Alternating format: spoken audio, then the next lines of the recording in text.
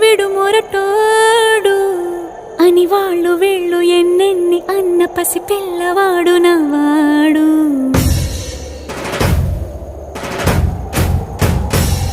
విడు ముండోడు అని ఊరు వాడ అనుకున్న గాని మహారాజు నాకు నవ్వాడు.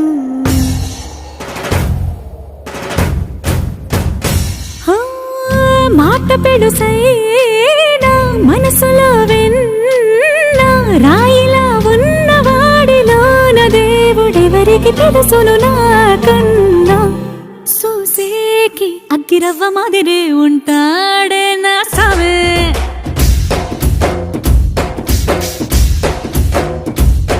మెత్తాని పత్తి పువ్వుల మరే సంటో